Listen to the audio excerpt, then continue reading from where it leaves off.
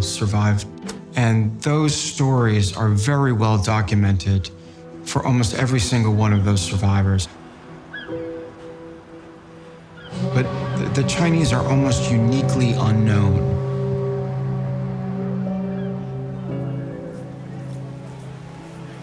So to be on the precipice of demonstrating to over 1 billion people that their countrymen were on board and played a role in this story that they had no idea about. Yeah, I mean, how could you turn that down?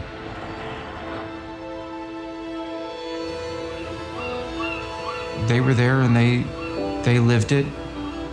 They deserve to tell their story as much as any other survivors did.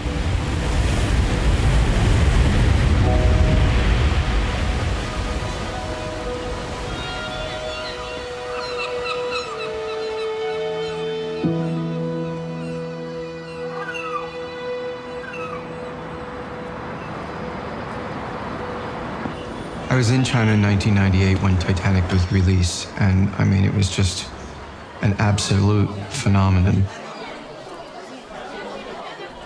I think it was a surprise because our great success with the film was in China. I mean, we did well everywhere, but we did so disproportionately well in China that it was a huge eye-opener for Hollywood.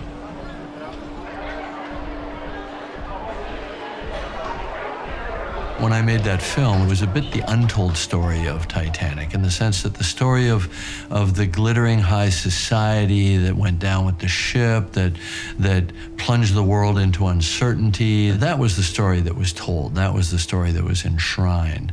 But the story of the third class, the immigrants, in a sense, their emotions were bigger, their dreams were bigger. And now to find out that 6 out of 8 of the Chinese survive, there might be some sense of, well, this is our story now too. 基本上在我成长的过程中，从来没有听说过泰坦尼克号上面有中国乘客。当时感觉就是在一个所有人都知道的事件里面，忽然有一个其他人不知道，但是我知道的秘密。They would have been the most foreign of the foreign passengers. Where they are mentioned, it's almost always a portrayal that's negative, but there just wasn't that much information out there to begin with. 最开始的时候，我们能找到关于他们的信息是只有2张名单，一张是泰坦尼克号上面登记的外国人登船的名单，然后另外一张是卡帕西亚，就是救援船上面记录的这些幸存者的名单。我们知道他们之前的职业是水手，但是在泰坦尼克号上面，他们只是作为3等舱乘客登船的。We had 8 names for them: Ali Lam, Fang Long, Len Lam, Chong Fu, Chang Chip, Ling He, Li Bing, and Li Ling. The names were transcribed into English, so at least we had some idea of what they would sound like. But each one of those pronunciations could represent dozens of Chinese characters. One of them in particular sounded implausible. For more than 100 years, the first name on that passenger list was understood to be Ali Lam, A-L-I, like Muhammad Ali, okay, Ali Lam. 很多人外国人甚至中国人不太清楚的一个习俗，就是中国南方，特别是广东地区，他们会习惯性的叫一个人啊什么什么，后面跟的是一个姓氏，然后写下来他会写成一个亚，所以我们发现它其实不是一个 A-L-I 的写法，它其实应该是 A-H 的一个连笔。Okay, I see what you mean. Yeah. Okay. Yeah. 那我可以了解，对说英语的人的耳朵来说是没有人叫啊，我们没有这个习惯。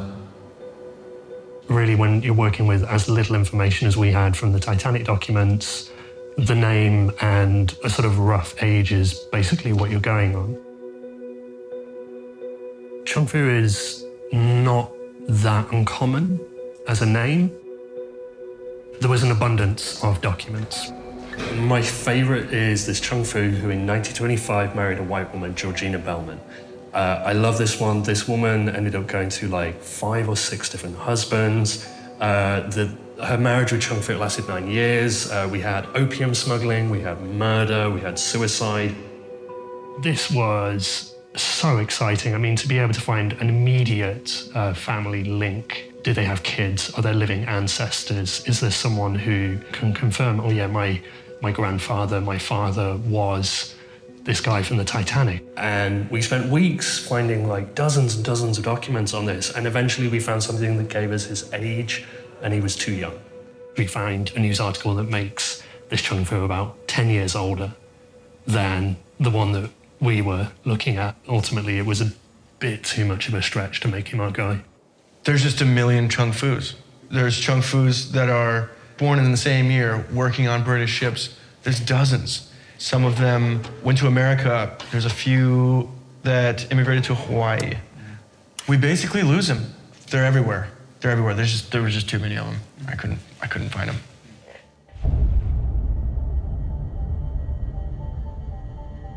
在调查一开始，我们发现很多人在网上讨论泰坦尼克号，然后我们在